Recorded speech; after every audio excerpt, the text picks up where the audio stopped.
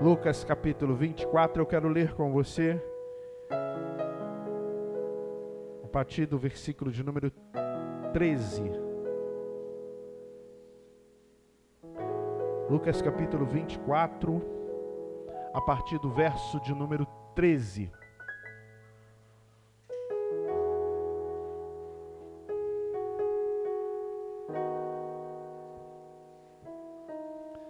Lucas capítulo 24, a partir do verso de número 13, diz a palavra do Senhor. Naquele mesmo dia, 2 deles estavam de caminho para uma aldeia chamada Emaús, distante de Jerusalém, 60 estádios. Iam conversando a respeito de todas as coisas sucedidas. Aconteceu que enquanto conversavam e discutiam, o próprio Jesus se aproximou e ia com eles. Os seus olhos, porém, estavam como que impedidos de o reconhecer. Então lhes perguntou Jesus: que é isso que vos preocupa? O que ides tratando à medida que caminhais? E eles pararam entristecidos. E um, porém, chamado Cleopas, respondeu dizendo: és o único que, porventura, tendo estado em Jerusalém, ignoras as ocorrências desses últimos dias? Ele lhes perguntou: quais? E explicaram o que aconteceu a Jesus, o Nazareno, que era varão, profeta, poderoso em obras e palavra diante de Deus e de todo o povo, e como os principais sacerdotes e nossas autoridades o entregaram para ser condenado à morte e o crucificaram. Ora, nós esperávamos que fosse ele que havia de redimir a Israel. Mas depois de tudo isso, e já este é o 3º dia desde que tais coisas se sucederam, é verdade também que algumas mulheres das que conosco estavam, nos surpreenderam tendo ido de madrugada ao túmulo e não achando o corpo de Jesus. Voltaram dizendo terem tido uma visão de anjos, os quais afirmaram que ele vive. De fato, alguns foram ao sepulcro e verificaram a exatidão do que disseram as mulheres, mas não viram. Então lhe disse Jesus: honestos e tardos de coração para crer tudo o que os profetas disseram. Porventura não convinha que o Cristo padecesse e entrasse na sua glória?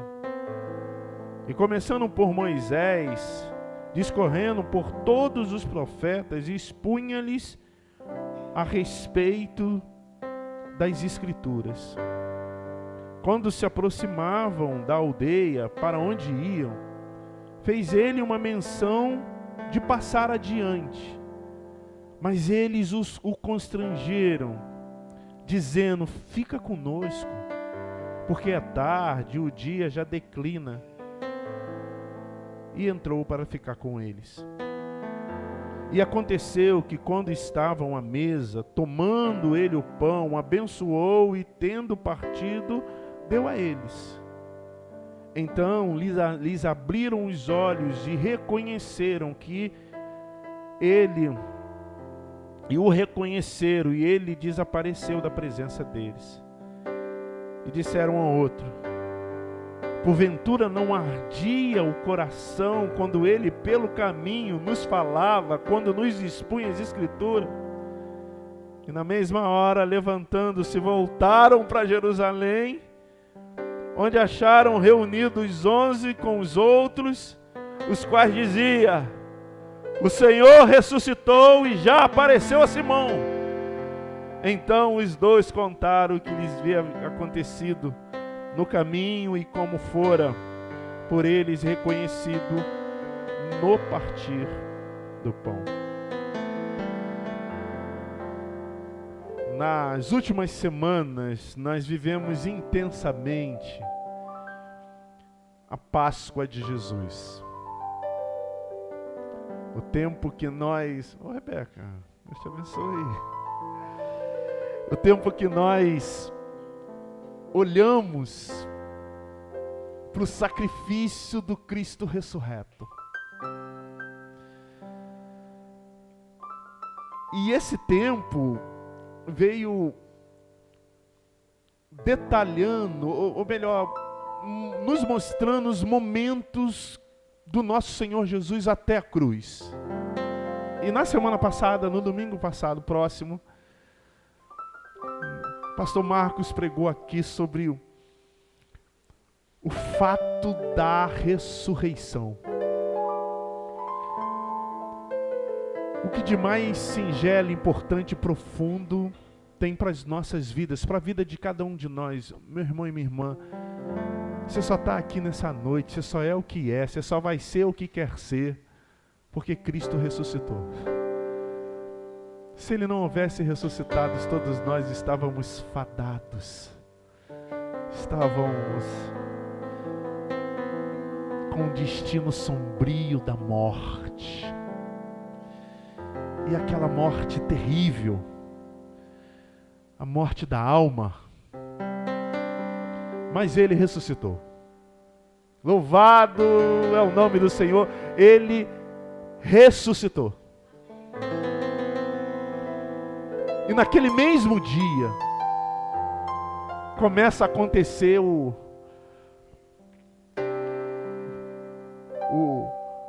fato do 8º dia, lembra?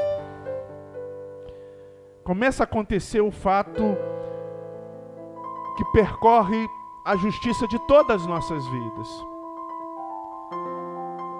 Jerusalém estava muito cheia, todo mundo, todas as aldeias da redondeza se dirigia a Jerusalém pelo evento da Páscoa. A Páscoa acabou e eles estão voltando para casa. E dentre esses que estão voltando para casa, 2 dos discípulos de Jesus, daqueles que criam em Cristo, que ouvia Cristo, que já teve contato com Cristo, que já tinham visto ocularmente. E eles vêm falando dos acontecimentos, daquilo que aconteceu no final de semana. Afinal, aquele final de semana foi o final de semana. Que havia começado há uma semana atrás, quando ele entra de maneira especial, triunfal em Jerusalém, em cima de um jumentinho. Passa essa semana toda, chega-se ao final de semana, e logo no início daquilo que nós chamamos de final de semana, na sexta-feira, acontece a tragédia do povo de Deus, ou pelo menos naquele entendimento, o que de pior poderia acontecer. Ele é morto. 3 da tarde da sexta-feira ele expira. Ele diz: a ti, Senhor, entrego o meu espírito. O sábado ninguém faz nada, é o sabate, é o sábado do Senhor. Chega no domingo. No domingo algumas mulheres vão lá visitar o túmulo, perfumar o defunto, mas o defunto não está lá, e o anjo diz: o que vocês vieram fazer aqui? Ele vive. E elas, meio atordoadas, muito temerosa com a figura daquele anjo, ou daqueles anjos, volta dizendo aos irmãos, aos discípulos: olha, a gente foi lá visitar o túmulo, aromatizar o corpo, porque não foi feito da forma da nossa tradição. E quando nós chegamos lá, tinha 2 varões, um varão na frente, reluzente, e diz: o que vocês vieram fazer aqui? Por que vocês estão chorando morto? Ele vive. E aí Pedro, o mais intrépido, o mais ousado, levanta os seus vestidos, sai correndo, vai lá no túmulo e testifica que não tinha nenhum corpo lá. E 2 desses irmãos estão voltando para a sua aldeia natal, conversando sobre isso. E discutindo. E esbravejando até. Mas de repente, ao lado deles vem mais um varão. E era o próprio Jesus. Mas eles não reconheceram. A Bíblia diz que os olhos deles estavam como que se tivessem impedido de conhecer Jesus. Eles já tinham vivido com Jesus, eles sabiam a fisionomia de Jesus, mas eles não o reconheceram. Há várias teses para isso, mas eu não quero entrar nesse inteirinho agora. E aí o Senhor Jesus faz uma pergunta, gente, que é no mínimo estranha. Ele pergunta: o que vocês estão conversando? Aí ele diz assim: ué, você não estava aqui não? Você não tem WhatsApp, internet? Todo mundo só fala disso. Você não sabe o que aconteceu em Jerusalém? Jesus, o varão, o Messias que veio para redimir o povo, para libertar o povo, para arrancar o povo da opressão do império. A nossa esperança estava toda nele. As nossas lágrimas eram enxugadas pelos lenços nas suas mãos. A nossa aflição era consolada por aquilo que havia de conhecer. Nós estávamos numa expectativa de que agora a gente vai. Mas ele morreu. Se bem que algumas mulheres disseram que foram lá no túmulo, ele não estava. Alguns discípulos foram lá, disse também que ele não estava. Mas hoje já é o terceiro dia e nada. Não é curioso assim? Curioso não, curiosidade não é de Deus não. Mas não é estranho Jesus chegar e perguntar para eles: o que vocês estão conversando? Jesus era o protagonista da história. Jesus conhecia a história antes de que a história acontecesse. Ele sabia todos os mínimos detalhes daquela história. E por que é que ele pergunta para os discípulos, para o Cleópas e o outro: o que vocês estão conversando? E aí eles continuam a caminhada. E Jesus vai e diz para ele: ô Nércios, vocês não entenderam. Vocês não entenderam o que os profetas disseram. Vocês não entenderam as profecias. Vocês estavam esperando algo que nunca fora prometido. Não é a ressurreição do corpo, é a ressurreição da alma. Não é a expectativa de um trono terreno, mas é o destronamento de um trono que na verdade não é trono, mas se faz como se entronizado fosse. É o trono maldito, é o destronamento de Satanás, o inimigo da vida de vocês.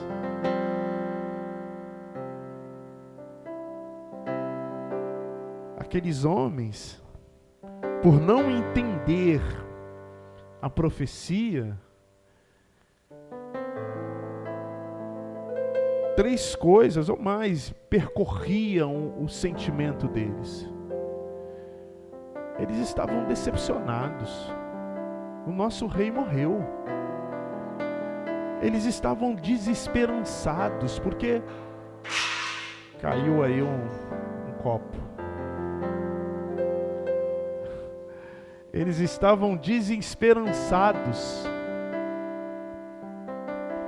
porque a esperança deles morreu. Eles estavam desanimados. O ânimo deles havia sido fugentado, porque todo o ânimo, toda a expectativa havia morrido. Eles estavam tristes. O texto chega a dizer: eles estavam entristecidos. Assim como às vezes você e eu nos sentimos, por conta do apelo dessa vida, da violência desse tempo, das frustrações que às vezes insistem em nos perseguir. Você fica decepcionado com a vida, desesperançado com os seus sonhos. A sua alma fica meio que desorganizada. você desanima, você se entristece, você fica melancólico, melancólica. E o que acontece na vida quando isso ocorre?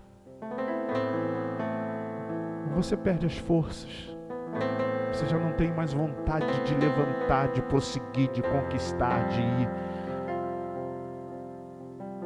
Você se encolhe diante das travessuras da vida, das coisas que porventura, das barreiras que se alocam na sua frente. Você fica sem, parece que é verdadeiramente uma barreira, você não consegue ir, porque algo aconteceu que te trouxe uma estrutura da visão da vida que tudo te leva a um sentimento pessimista de continuar.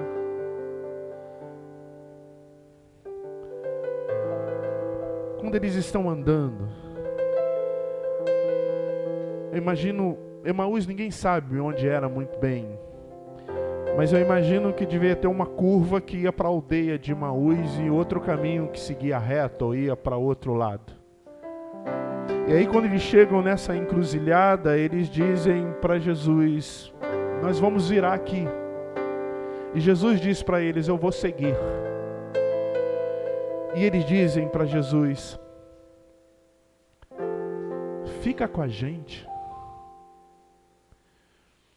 Quando você se sentir assim, meu irmão, desamparado, desesperado, desnorteado, decepcionado, triste, sem chão, sem saber para onde vai, o que fazer, eu vou te dar um conselho no nome de Jesus. Chama Jesus. Esses homens falaram: vem com a gente, vamos lá para casa, vem para a nossa vida, vem compartilhar com a gente. Eles não conheciam Jesus, eles não estão chamando, porque eles sabem quem é Jesus. Mas algo sopra nele para dizer: olha, fica perto desse homem. Faz com que esse homem seja o norte da sua vida, o desígnio do seu trajeto. Quando você não souber o que você vai fazer, chama Jesus. Aí, aquele desânimo, aquele bloqueio, aquela barreira vai começar a ser destruída. Porque quando a gente decepciona, quando a gente desampara, quando a gente desespera, a gente bloqueia também, a gente fica inanimado, a gente fica com dificuldade de prosseguir. E quando isso acontecer na sua vida, ouça, meu irmão e minha irmã, no nome de Jesus, chama Jesus. Diz para ele: vem ficar comigo, Senhor, vem conversar comigo, vem me dizer o que eu tenho que fazer, esteja na minha vida. E Jesus foi com ele, porque sempre quando você chamar Jesus de todo o coração, Ele vai te ouvir. Ele vai te ouvir. Vem ao processo, ao caminho, para o desfecho. Mas Ele vai te ouvir. Vem. E Jesus vai. E chega lá na hora da ceia, eles se assentam para ceiar com Jesus. Eu sempre digo, né? Nós fazemos isso sempre no segundo domingo, mas é um tempo muito especial, onde nós nos assentamos com Jesus na mesa da ceia. Eles se assentam com Jesus. E no partir do pão, Jesus abençoa-os. Jesus ora com eles. Jesus derrama o céu, o mover celeste sobre aquela casa. Eu esqueci, Não se prive, não se constranja de levar a igreja para a sua casa. Chama o céu para dentro do seu lar, para os seus filhos, para o seu cônjuge, para a sua terra, para a tua igreja. A tua casa é a tua primeira igreja. Jesus abençoa aqueles irmãos. E a Bíblia diz que quando Jesus está os abençoando, quando Ele está sonhando, o texto diz que os olhos deles se abrem e eles reconhecem Jesus. Como eu disse, há muitas teses que Jesus estava num corpo glorificado e por isso a fisionomia dele já não era a mesma. Há muitas teses, mas essas teses nem nos importam muito, até porque é tese. O que nos importa é que os olhos deles se abriram e eles contemplaram a glória de Deus na pessoa do Senhor Jesus. Quando você chama Jesus para a sua vida, as escamas caem, os tímpanos dos ouvidos ficam mais aguçados. Eu já disse e repito, 3 coisas quase que instantaneamente acontecem na vida daqueles que buscam a presença de Deus, que chamam Jesus para a sua vida.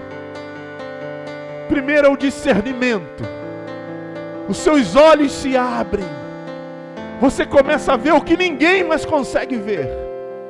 Você começa a observar o que ninguém consegue observar. Porque a presença do Senhor Jesus, Ele amplia a visão. Não é a visão dos olhos da carne, mas a visão espiritual. Então, aquilo que provoca desânimo em todo mundo, começa a ser o teu maior ânimo. E aquilo que anima todo mundo, às vezes te desanima, porque você tem a visão de Jesus, você tem a visão de Deus. A presença de Jesus abre os olhos. Mas quando abre os olhos, não é só na visão espiritual, é na visão intelectual também. Quase que instantaneamente a presença de Deus traz sabedoria.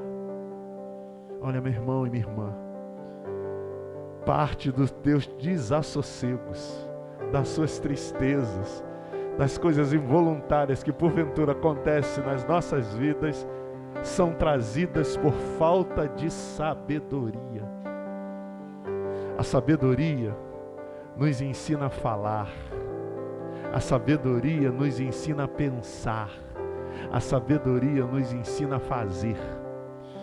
Não há melhor coisa na vida que falar, pensar e fazer com a sabedoria do Altíssimo. A presença de Jesus reproduz isso na vida da gente. Aí o desespero, a tristeza, a desesperança, o desânimo, as decepções começam a passar de largo, porque a sabedoria te dá muito mais guarida para você ter acertos na tua caminhada. E a terceira coisa é domínio próprio. Nós não falamos mais pelo cotovelo. A gente não fala mais impulsionado pela fechada que o sujeito deu pra gente na estrada. A gente não fala mais assim. A gente já não reage mais no Facebook, lá no WhatsApp ou em qualquer outra rede social, porque nós ouvimos coisas que não chegou com muita regalia no nosso coração. Porque agora nós temos domínio próprio. Ninguém mais influencia a gente. Ninguém mais influencia a gente pro mal. Ninguém mais diz o que a gente tem que fazer antes do nosso Senhor Jesus, antes do Espírito Santo. Temos domínio próprio. A gente respira. A gente é tratado. Porque a presença de Jesus abre os olhos espirituais, mas abre os olhos da mente, abre os olhos da alma. A gente fala, pensa e faz de maneira muito mais santa e espiritual. Agora, olha aqui para mim. Eles dizem assim. Aí o Senhor Jesus vai embora. Aí eles têm 2 atitudes. A primeira atitude é voltar para Jerusalém. O que é Jerusalém? Jerusalém é o centro da religião. Jerusalém é de onde as coisas espirituais vêm, simbolicamente. Voltar para Jerusalém é como o Salmo 122. Alegrei-me quando me disseram: vamos, me ajudem, à casa do Senhor. Eles estavam voltando para Jerusalém. Eles estavam voltando para perto do monte de Deus, para o lugar da Arca da Aliança. Eles estavam voltando para a presença de Deus. Quando eles dizem, quando ele fala, vão voltar para Jerusalém, simbolicamente ele está dizendo, vamos voltar para a presença de Deus. Por que é que a gente saiu da presença de Deus? E aí um diz assim, a gente não conheceu quando ele estava no nosso lado. Mas à medida que ele discorria sobre a palavra de Deus com a gente, o nosso coração ardia. O nosso coração parecia que ia soltar para fora.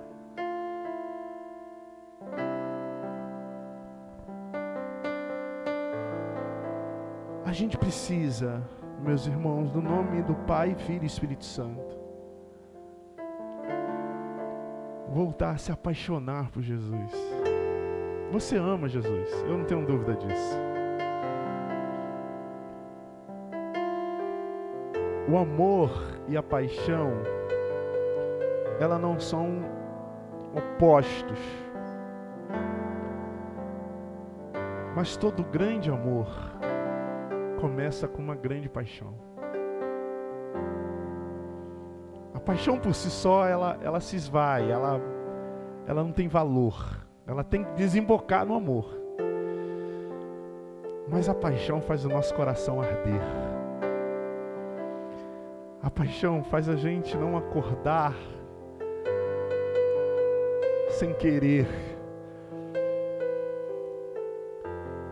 que o apaixonante esteja do nosso lado. No último dia da semana de oração, na sexta-feira, a irmã Dulcinéia pregou aqui. E ela me ensinou uma coisa linda, que eu passei a praticar a partir daquele dia. Ela fez uma pergunta, ela disse assim: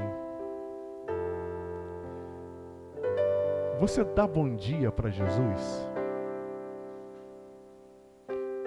E eu, nas minhas caraminholas teológicas, ser pastor é horrível por conta disso. Eu falei, bom dia para Jesus não dá para dar, porque não dá para desejar para aquele que é bom que ele tenha um bom dia.